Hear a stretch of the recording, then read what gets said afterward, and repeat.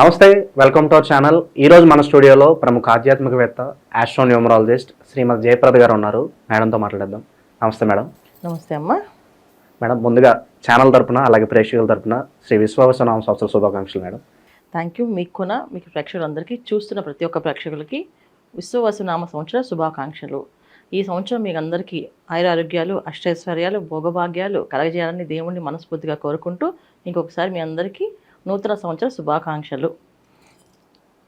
శ్రీమాత్రే నమః. మేడం, శ్రీ విశ్వావసనామ సంవత్సరంలో ఈ కొత్త సంవత్సరంలో సింహరాశి వారికి ఆర్థికంగా, ఆరోగ్యంగా అన్ని విధాలుగా ఎలా ఉండబోతుంది మేడం ఈ సంవత్సరం? తప్పకుండా సింహరాశి వాళ్ళకి ముందుగా మనం చూసుకుంటే వీళ్ళకి నక్షత్రాలు వచ్చేసి మకా నక్షత్రం 1, 2, 3, 4 పాదాల వాళ్ళు, పుబ్బ నక్షత్రం పూర్వ ఫాల్గుణ నక్షత్రం అంటాం 1, 2, 3, 4 పాదాల వాళ్ళు, ఉత్తర ఫాల్గుణ నక్షత్రం 1వ పాదం. తర్వాత వీళ్ళకి ఆదాయం 11, వ్యయం 11, రాజ్యభోజ్యం 3, అవమానం 6. ఈ రాశి వారి గురువు మే 15 నుంచి ఏకాదశ స్థానంలో మిథున రాశి యందు లోహమూర్తిగా ధన వ్యయాన్ని ఖర్చు చేస్తున్న మా గురువు. తర్వాత శనేశ్వరుడు వచ్చేసి ఈ రాశికి అష్టమ స్థానంలో లోహమూర్తిగా వ్యవహరిస్తూ, రాహుకేతు ఇద్దరు కూడా స్వరాశి అండ్ మీ సింహరాశి నందు ప్లస్ కుంభరాశి యందు ఈ రాహుకేతు ఇద్దరు ఉంటూ సువర్ణమూర్తులుగా వీళ్ళకి సామాన్యమైన ఫలితాలు ఇస్తున్నారు. అంటే ఏంటంటే సింహరాశి వాళ్ళకి ఈ సంవత్సరం అంతా కూడా సామాన్యంగా ఉంటుంది, కానీ అకస్మాత్తుగా ఏవో వచ్చేస్తాను కాదు. అంత గొప్పగా ఉండవు, మరి అంత హీనంగా అయితే ఉండదు. కొంచెం సామాన్యమైన ఫలితాలే అందిస్తున్నారు. సామాన్య ఫలితాలు రాహుకేతులు ఇస్తున్నారంటేనే అది కొంచెం గొప్పగా ఉన్నట్టే లెక్క. ఎందుకంటే వీళ్ళు ఇచ్చే ఫలితాలు ఎలా ఉంటాయంటే ఒక్కొక్కసారి పాజిటివ్, ఒక్కొక్కసారి నెగిటివ్ ఇస్తారు. ఎంత పాజిటివ్ ఇస్తారో అంత నెగిటివ్గా వస్తుంది. అది కూడా జాగ్రత్తగా ఉండాల్సింది. అందుకే సామాన్య ఫలితాలు అన్నాం. వీళ్ళకి ఆదాయ విషయంలో చూసుకుంటే ఉద్యోగాల్లోంచి ఎవరైతే ఉద్యోగంలో స్థిరత్వం లేదనుకుంటారో ఆ స్థిరత్వం అనేది వీళ్ళకి ఏర్పడే అవకాశం ఉంటుంది. సో స్థిరత్వం రావడము, ఆ ఉద్యోగంలో ముందుకు వెళ్ళడము, సాగడం అనేది జరుగుతుంది. రెండోది ఏంటి అంటే, ఒకటి శుభవార్త, రెండోది వీళ్ళకి శుభవార్త. అంటే ఏంటి అంటే ఉద్యోగాల్లో బ్రహ్మాండంగా సాధిద్దాం అనుకున్నప్పటికీ వీళ్ళకంటూ ఒక కాంపిటీటర్ అనేది పక్కనే ఉంటుంటారు. అది వీళ్ళు తోటి ఉద్యోగాలు అవ్వచ్చు, వీళ్ళు బాస్ అవ్వచ్చు. సో నేను ఇలా చేస్తే బాగుంటుంది, అలా చేస్తే బాగుంటుంది అని కాస్తంత కొంచెం ప్రారంభం ఎప్పటి నుంచి అవుతుంది, వీళ్ళకి జూన్ నుంచి కాస్త ప్రారంభం అవుతుంది. అంతవరకు వీళ్ళకి ఉద్యోగాలు స్థిరత్వం రావడం, ఉద్యోగాల్లో వీళ్ళు రాణించడము, గుర్తింపు ఇవన్నీ కూడా జరుగుతాయి. ఎందుకంటే వీళ్ళకి ఏకాదశ స్థానంలో గురువు. ఎప్పుడైతే ఏకాదశ స్థానంలో గురువు ఉండడం వల్ల ఎప్పటి నుంచో పెండింగ్ పనులన్నీ కూడా సాఫీగా సాగిపోతూ ఉంటాయి. తర్వాత ప్రమోషన్లు రావాలనుకున్న వాళ్ళకి ప్రమోషన్లు వచ్చే అవకాశం ఉంటుంది. ప్రమోషన్ రావడం అనేది ఒక అదృష్టం అయితే, ఆ ప్రమోషన్ తీసుకున్నాక ఆ హెడ్తో పడ్డం అనేది ఒక ప్రాబ్లం వీళ్ళకి. ఆ ఇబ్బంది అనేది ఖచ్చితంగా ఉంటుంది. ఈ విధంగా సో వ్యాపారస్తులకి వ్యాపార రంగంలో రాణింపు అనేది బ్రహ్మాండంగా ఉంది ఈ సంవత్సరం. వాళ్ళకి ఆదాయం అనేది బ్రహ్మాండంగా వస్తుంది. అయితే వచ్చిన డబ్బు వచ్చినట్టుగా ఖర్చు అయ్యే అవకాశంగా కనిపిస్తుంది. కనుక జాగ్రత్తగా పడడం అనేది చాలా ముఖ్యం. ఏ వ్యాపారం చేసినా, ఎందుకు చేస్తున్నాం, ఎంతవరకు చేస్తున్నాం, ఎవరితో చేస్తున్నాం అనేది లెక్క చూసుకోవాలి వీళ్ళు. ఎందుకంటే ఇక్కడ సప్తమ స్థానంలో రాహు కాస్త మాయలో పడేస్తుంటాడు. ఒక్కొక్కసారి మోసం చేసే అవకాశం ఇస్తుంటాడు, మోసపోయే అవకాశం ఉంటుంది మనకి. మనం ఎవరిదైనా మోసం చేయొచ్చు అని చెప్పి అవకాశం కూడా ఇస్తాడు. అంటే ఏంటి అంటే నేను ఎవరైనా మోసం చేయొచ్చు అని కూడా తత్వాన్ని కూడా ఇస్తాడు. జనరల్గా చేస్తారని కాదు వీళ్ళు, కానీ చేసే తత్వాన్ని ఆయన కలిగిస్తాడు.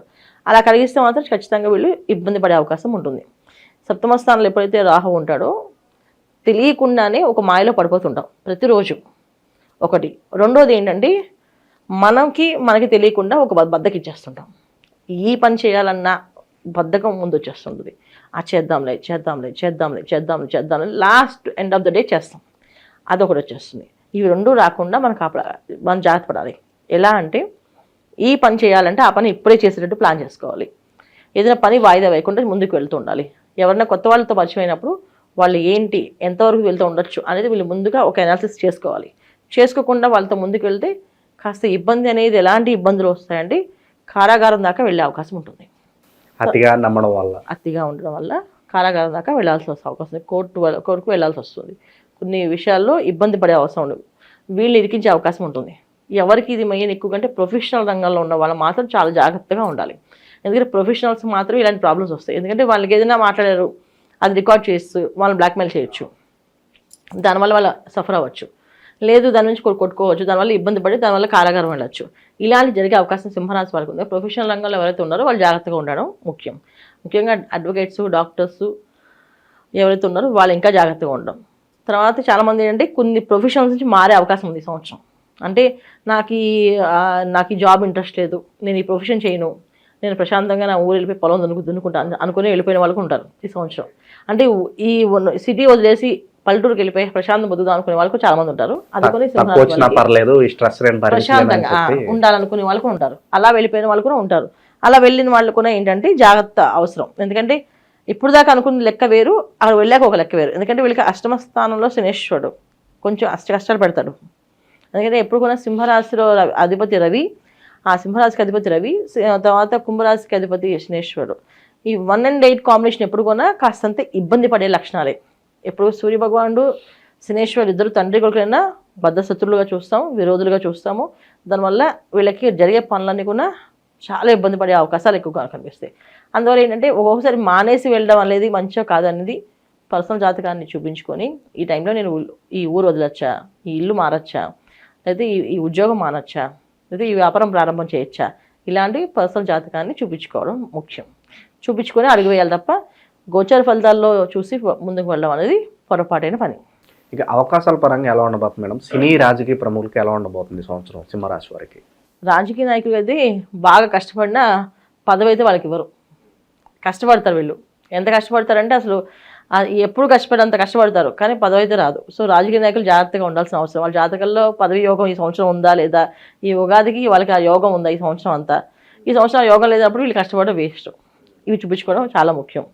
తర్వాత ఇక సినీ రంగ ప్రముఖులు, హీరోలు రంగాల్లో వాళ్ళకి అందరికీ కూడా వీళ్ళకి మంచి ఫలితాలు ఉన్నాయి. ఎందుకంటే వీళ్ళు ఖచ్చితంగా పొద్దున్నే లేస్తారు, వర్కౌట్స్ అవి ఇవి చేస్తూ ఉంటారు కనుక వీళ్ళకి ఆ శనేశ్వరుడు ఒక అనుగ్రహం వీళ్ళకి కలుగుతుంది తప్ప ఆయన వల్ల ఎటువంటి ఇబ్బంది రాదు. ఎందుకంటే ఎవరైతే కష్టపడతారో ఎప్పుడు కూడా పొద్దున్నే లేచామో, సూర్య నమస్కారం చేసాము, మన పని మనం చేస్తున్నాం, కూర్చోకుండా పని చేస్తున్నాం, హ్యాపీగా ఉంటుంది లైఫ్.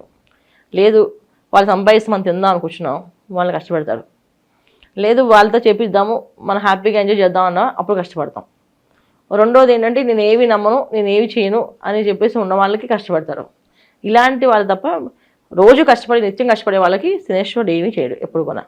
ఇప్పుడు చాలామంది మన ఇంట్లో పనిచేసే పని వాళ్ళు ఉన్నారు, వాళ్ళకి ఏ రోజు జాతకం చూపించుకునే అవసరం ఉండదు. మా జాతకం ఎలా ఉందండి, మా జీవితం ఎలా ఉంది అనుకోరు. పొద్దున్నే లేస్తారు, పని చేస్తారు, సంపాదిస్తారు, ఆ డబ్బులు దాచుకుంటారు, ఏవో కొనుక్కుంటారు, ఇల్లు స్థలాలు కొనుక్కుంటారు. అంతేగాని ఈ సంవత్సరం ఇల్లు కొంటామని అడగరు. డబ్బులు పోగేసుకుని ఆ ఉన్న డబ్బులతో వెళ్ళి ఊర్లో వెళ్ళి ఇల్లు కొనేసుకుంటారు. సంతృప్తి కాదు, వాళ్ళు కావాలంటే సంపాదించుకుంటారు. మళ్ళీ ఇంకొంచెం పని చేయాలి. మా పనమ్మాయి అంటుంది మాకు పొద్దున్న జీతం వచ్చి పెంచండి అమ్మా అనేసి. ఎందుకంటే ఊర్లో ఒక ఇల్లు కడుతున్నామమ్మా, సో అందుకే ఈ సంవత్సరం నుంచి అందరి దగ్గర జీతాలు పెంచుకుంటాం అనేసి ఈ సంవత్సరం జీతం పెంచండి అందరూ అని చెప్పేసి అలా వాళ్ళు ప్రాక్టికల్గా ఉంటారు, ప్రాక్టికల్గా చేస్తారు. సో వాళ్ళకి ఏ రోజు శనేశ్వరుడు కష్టపడడం కానీ బాధపడడం కానీ ఉండదు. కష్టాలు రావంటే వస్తాయి, వచ్చినా వాళ్ళందరూ యూనిటీగా ఆ డబ్బులు పోగేసుకొని ఇచ్చుకోవడం చేసుకుని ఉంటుంది. కానీ మనకి మధ్యవర్తిగా బతికే వాళ్ళకి మాత్రమే, మధ్యతరగతిగా ఉండే వాళ్ళకి మాత్రమే ఈ కష్టాలు. ఎందుకంటే అటు ఉండలేము, ఇలాగా హైలాగా ఉండలేము. అలా బతకాలంటే ఉన్న డబ్బు ఖర్చిపోతుంది. సో సింహరాశి వాళ్ళకి అలాంటి పరిస్థితి సిచ్యువేషన్స్ ఉన్నాయి కనుక పర్సనల్ జాతకాలు చూపించుకోవడం చాలా ముఖ్యం. తర్వాత ఇంకెవరికి సంతాన యోగం అనేది బాగుంది. వీళ్ళకి ఈ సంవత్సరం సంతాన యోగం బాగుంది. శుభకార్యాలు చేసే అవకాశాలు, ఇంట్లో శుభకార్యాలు జరిగే అవకాశాలు కూడా ఉన్నాయి, శుభకార్యాల్లో పాల్గొనే అవకాశాలు కూడా ఉన్నాయి. అయితే అన్నిటికంటే ఏంటంటే నాలెడ్జబుల్ పర్సన్స్ బాగా తయారవుతారు. అంటే ఇప్పుడు దాకా చదవరు మొద్దు అనుకునే వాళ్ళు బాగా చదవడం మొదలు పెడతారు. తర్వాత అసలు ఏమీ మాటలు రావు, ఏం వ్యాపారం చేస్తారంటే వాళ్ళు బాగా మాట్లాడి వ్యాపారం చేస్తారు. ఎందుకంటే వీళ్ళకి రాహు ఒక ఇంపాక్ట్ పడుతుంది వీళ్ళ మీద. కేతు అండ్ రాహు ఇద్దరు ఇంపాక్ట్స్ బాగా పడుతున్నాయి. దానివల్ల ఏంటంటే ఓవర్ నైట్ ఎక్స్ట్రీమ్గా వాళ్ళు మాట్లాడడం మొదలు పెడతారు. జీరో అనుకున్నవాడు హీరోగా మాట్లాడేస్తారు. అన్ని పాయింట్స్ రాయడం కానీ చేయడం కానీ. ముఖ్యంగా రైటర్స్కి చాలా మంచి అవకాశాలు. ఏంటంటే వాళ్ళ కథలు ఇప్పుడు దాకా ఏం రాసినా అసలు ఒక కథ కూడా వినబుద్ధి కాదని ఇప్పుడు మంచి క్రియేటివిటీ బాగా పెరుగుతుంది వాళ్ళకి. పెరిగి వాళ్ళు మంచి కథలు రాస్తారు. ఆ ఒక ఎమోషన్ కనిపిస్తుంది. ఇప్పుడు ఏదైనా కథ మనం వినాలంటే దాంట్లో ఏదో ఒక ఎమోషన్ కావాలి, ఆ ఫీల్ ఉండాలి. ఆ ఫీల్ అనేది, ఆ ఎమోషన్ అనేది ఈ కేతు సింహరాశిలో రావడం వల్ల వీళ్ళకి అది ఖచ్చితంగా ఆ ప్లస్ పాయింట్ చెప్పచ్చు. ఎప్పుడైతే సింహరాశిలో కేతు మే 18 నుంచి వస్తారో జూన్ నుంచి వీళ్ళకి రైటర్స్కి ముఖ్యంగా మంచి కథలు, మంచి స్టోరీస్ రాస్తారు. అలాంటి అవకాశాలు బాగున్నాయి. ప్రొడ్యూసర్స్గా ఎవరైతే ఉన్నారో సింహరాశి వాళ్ళు సినిమాలు రాసే అవకాశం ఉంది, సినిమాలు ఫ్లాప్ అయ్యే అవకాశం ఉంది. కథ బ్రహ్మాండంగా ఉన్నా హిట్ అవ్వకపోవచ్చు. అందుకని జాతకం చూపించుకోవడం. ఇప్పుడు ఈ సంవత్సరంలో డబ్బు పోతుందా వస్తుందా అని చెక్ చేసుకుని ముందుకెళ్తే మంచి ఫలితాలు కనిపిస్తున్నాయి. ఇంకా ఎవరికి చూసుకోవాలి అంటే విద్యార్థులు. సో విద్యార్థులు మాత్రం చాలా జాగ్రత్తగా చదవాలి. కష్టపడి చదివితే అన్ని ఫలితాలు వీళ్ళకి అదృష్టం బ్రహ్మాండంగా వస్తాయి. పొద్దున్నే లేవడం, కాస్త గణపతి నమస్కారం చేసుకోవడం, చదువు ప్రారంభం చేయడం. ఈ గణపతి నమస్కారం చేసి చదువు ప్రారంభం చేస్తే చదువు బుర్రలో చక్కగా ఎక్కుతుంది. లేకపోతే అది చదువు అనేది అక్కడికి వెళ్ళాక పరీక్ష హాల్కి వెళ్ళాక మర్చిపోతుంటారు. సో అందుకని విద్యార్థులకు వస్తే కష్టపడి చదివితే మంచి మార్గాలు ఉన్నాయి. కాకపోతే పొద్దున్నే నమస్కారం చేస్తారు, కొంచెం గణపతి నమస్కారం చేసి చదువుకోవాలి అంతే. నిరుద్యోగుల పరిస్థితి ఏంటంటారు మేడం? నిరుద్యోగులు ఉద్యోగాలు వచ్చే అవకాశం ఉంది. అదే ఉద్యోగం అనేది ఇప్పుడు ఉద్యోగస్తులందరికీ శుభవార్త ఏంటంటే ఉద్యోగాలు వస్తాయి, ప్రమోషన్లు వస్తాయి, ఇంక్రిమెంట్స్ పెరుగుతాయి, శాలరీస్ హైక్ అవుతాయి. కానీ దాని దగ్గర భారాలు పెరుగుతాయి. సో ఒక బాధ్యత ఇస్తే దానికి ఇంకో 10 బాధ్యతలు వీళ్ళు చేయాలి. అలాంటి టార్గెట్స్ అనమాట వీళ్ళకి. సో టార్గెట్స్తో కూడిన ఉద్యోగాలు అనమాట వీళ్ళు ఇవన్నీ సంవత్సరం అంతా.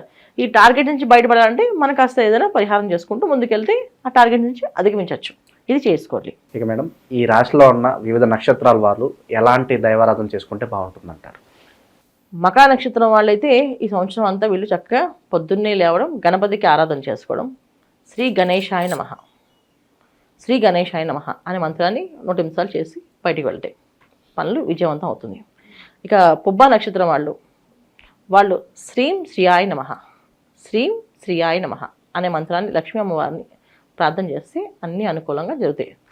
తర్వాత ఉత్తర నక్షత్రం వీళ్ళు మాత్రం శివాయ గురువే నమః అనే మంత్రాన్ని ఎక్కువ చేస్తుండాలి.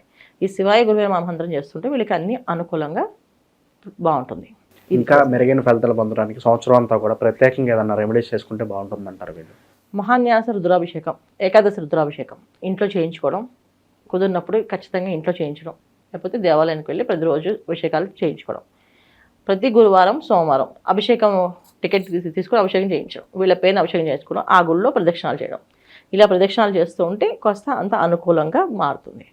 తర్వాత జంట నాగులు ఉన్న దేవాలయానికి వెళ్ళడం, అక్కడ ప్రతి ఆదివారం కాస్త పాలు పోయడం, కొబ్బరికాయ నీళ్ళతో అభిషేకం చేయడం.